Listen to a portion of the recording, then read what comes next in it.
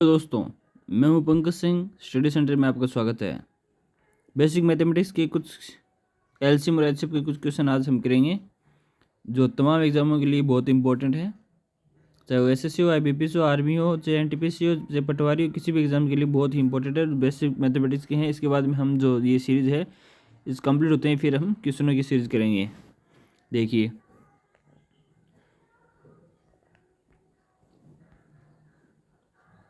आपको जो पहला क्वेश्चन दिखाई दे रहा है, 6, 8 और 12 इसके एलसीएम ज्ञात करना है।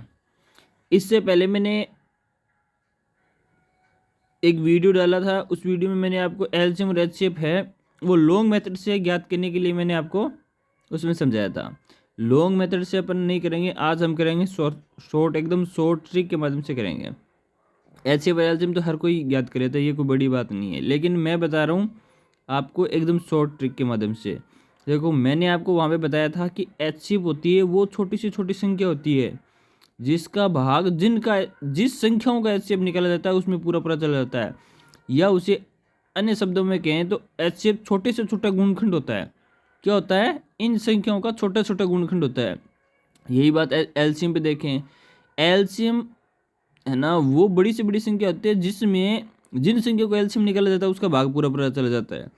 आपको इतनी ही बात याद रखनी है कि ये जो तीन संख्या है, इस तीनों संख्या में एचसीएफ का भाग चला जाता है। बस इतनी बात ध्यान रखनी है। मैं बात करूँ एलसीएम की, तो एलसीएम के अंदर ये तीन संख्याओं का भाग पूरा पूरा चला जाता है।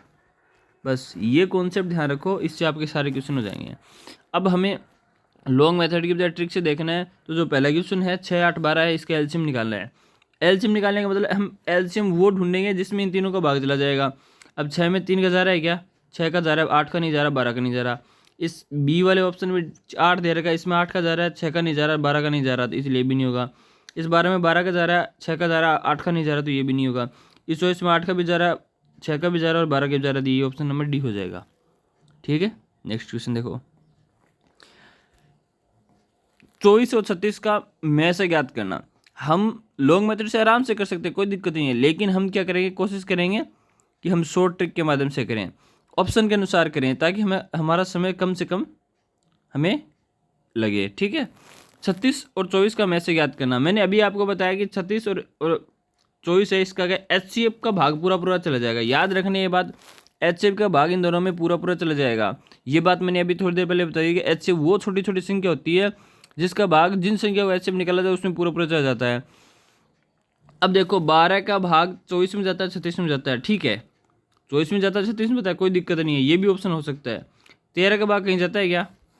13 का भाग कहीं जाता है क्या? कहीं नहीं जाएगा। 36 में नहीं जाएगा और 24 में भी नहीं जाएगा। 14 का भाग नहीं जाएगा, 15 का भाग नहीं जाएगा, तो ये ऑप्शन ए नंबर हो गया अपना। ठीक है, नेक्स्ट क्वेश्चन देखो। अब देखो यहाँ पे क्या दे रखा है। यहाँ पे दे रखा है कुछ ये गुणा में दे रखे हैं, 2, 3, 5, 2, 3, 5, 7। ये दो कोई गुणनखंड के रूप में अपने को नंबर दे रखे हैं। इसका एचसीएफ ज्ञात करना है। तो एचसीएफ मैंने आपको ये नॉर्मल क्वेश्चन हो गया। ऐसे मैंने आपको बताया था जो जोड़े होते हैं वही एचसीएफ होता है। यहाँ पे 3 जोड़े अपने को दिखाई दे रहे हैं, 3 जोड़े दिखाई दे रहे हैं। अगर ये गुणा में पूछ रहा है तो गुणा में देख लो, ये नहीं है, ये नहीं है, ये नहीं, यहाँ पे दिखाई दे रहा है, तो डी नंबर ऑप्शन हो गया। आगे हमें देखना नहीं है। तो ये एचसीएफ मैंने आपको बताया था। यदि यहाँ पर वो एचसीएफ के बजाय एलसीएम की बात करता, कुछ नहीं करता, 2 गुणा 3 गुणा 5 तो लिख रखा है, ये इसके साथ बस 7 को ऐड और करना था, यही अपना क्या एलसीएम हो जाता, ये हमारा एलसीएम हो जाता। नेक्स्ट क्वेश्चन देखो। ये जो नेक्स्ट क्वेश्चन है इसमें देखो, 2 लगातार विषम संख्या का मैसेज करना है।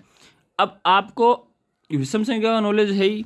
मान लो मैंने 3 और 5 लिया, ये 2 विषम संख्या और वो भी लगातार है, इसके बीच में मैसे की बात की जाएगी तो क्या होगा? इसके अंदर में से इसका गुणनखंड, सबसे छोटा गुणनखंड क्या होगा? आप बता सकते हो? अपने को दिखाई दे रहा है 1, 1 है, वो मान सकते हैं अपन भी 1 का गुणा किसी में करेंगे तो इस 3 को 1 गुणा 3 लिख सकते हैं, इस 5 को 1 गुणा 5 लिख सकते हैं। तो इसलिए जो कॉमन फैक्टर कौन आ रहा है? 1 आ रहा है, 1 आ रहा है, तो इसलिए हम 1 है वो क्या हो जाएगा? इसका में से हो जाएगा। नेक्स्ट क्वेश्चन देखो। ये जो क्वेश्चन है इसमें ये पूछ रहा है 2 लगातार सम संख्या उसका में से क्या होगा? अब वहाँ पे विषम की बात थी, यहाँ पे सम की थी, तो 2 और 4 है, ये क्या है? सम संख्या है। क्या है? सम संख्या है। तो इस सम संख्या का में से क्या करना होगा? अब यहाँ पे सबसे छोटा कॉमन फैक्टर देखना है अपने को। भाई 1 है, वो वहाँ की बात थी, 1 यहाँ पे हर जगह 1 नहीं होगा। देखो हम क्या करते हैं, 2 कॉमन निकालते हैं इसमें, 1 और 2 आ रहा है ना, 1 और 2 आ रहा है ना, तो सबसे कॉमन फैक्टर 2 हुआ कि नहीं हुआ। और अगर आप शॉर्ट मेथड से देखें, इस 2 और 4 का अगर निकालें तो 2 को 2 × 1 लिख सकते हैं, 4 को 2 × 2 लिख सकते हैं। एक फैक्टर अपने को मिल गया, एक जोड़ा मिल गया अपने को 2, तो यहाँ पे 2 जो है वही क्या हो जाएगा अपना HCF हो जाएगा। ठीक है, नेक्स्ट क्वेश्चन देखो। यहाँ पे देखो कैसी संख्या है, अभाज्य संख्या। 2 अभाज्य संख्याओं का मैसे और लैसे ज्ञात करना है। अभाज्य संख्या कौन सी होती है आपको बताया मैंने, 2 है, 3 है, 5 है, 7 है, मतलब वो संख्या है जिसमें खुद का और एक का, इन दोनों को छोड़कर किसी भी संख्या का भाग नहीं जाए, वही अभाज्य संख्या होती है। आपको मैंने बताया था बेसिक मैथमेटिक्स में। यदि आपने फिर भी नहीं देखा तो आप जो प्लेलिस्ट में आप जाकर वहाँ पे उन संख्या को जो नंबर सिस्टम है वहाँ पे जाके देख सकते हो। देखिए अभाज्य जो संख्या है वहाँ पे मैसे और लैसे याद करना है अपने को। तो अभाज्य संख्या मैंने 2 और 3 है ये ले ली, ठीक है, 2 अभाज्य संख्या। अब इसमें क्या करें, मैसे याद करना। मैसे का मतलब क्या हुआ, सबसे छोटा फैक्टर। यहाँ पे कोई फैक्टर दिखाई दे रहा है क्या, कोई जोड़ा दिखाई दे रहा है क्या, नहीं है, इसलिए 1 है, इसी को हम एज्यूम करेंगे। जो एज्यूम होगा इसको अपन क्रॉस कर सकते हैं 1 के साथ में, तो क्रॉस कर सकते हैं, तो 1 है वही क्या हो जाएगा अपना आंसर हो जाएगा। ठीक है, अब बात करेंगे लैसे की। अब मान लो इसी एग्जाम्पल को लेते हैं, 2 और 3 है, 2 क्या है अभाज्य संख्या है। अब इसका क्या निकालना है, लैसे मतलब एलसीएम निकालना है। तो एलसीएम निकालना है तो अपने को पता है कॉमन फैक्टर तो कोई है नहीं जो कॉमन एक बार ही लिखेंगे। यहाँ पर तो सारी संख्या क्या है अभाज्य संख्या, तो इन दोनों को क्या हो जाएगा गुणा। तो या तो इसे ऐसे लिख सकते हैं, या ऐसे हम ऑप्शन के हिसाब से देखेंगे कि दोनों संख्याओं का क्या हो जाएगा गुणा, यही क्या अपना आंसर हो जाएगा। ठीक है, नेक्स्ट क्वेश्चन देखो। 2 संख्या है 12 और 14 का मैसे 2 है। 2 संख्याओं का 12 और 14 का मैसे 2 है, तो लैसे ज्ञात कीजिए। देखो इसमें मैंने आपको एक तरीका बताया था कि 2 संख्याएं हैं अगर दी और कोई एक मैसे या लैसे में से दिया हो, तो चौथा जो निकालने के लिए उसके लिए एक फॉर्मूला लगता है। 2 संख्या मान लो x और y है, उनका तो गुणा, और उन्हीं संख्याओं का एलसीएम और एचसीएफ के गुणा के बराबर होता है। ये बात आपको याद रखनी है, फिक्स एकदम याद रखनी है कि 2 जो संख्या हैं उनका गुणा और उन दोनों संख्या को एचसीएफ एलसीएम उनके गुणा के बराबर होता है।